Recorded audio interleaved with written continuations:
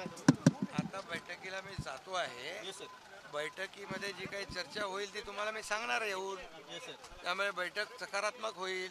कालही देखील मी press conference घेऊन माझी भूमिका स्पष्ट केलेली आहे की आता कुठलाही अडथळा महायुतीचा मुख्यमंत्री होण्यामध्ये नाही आहे.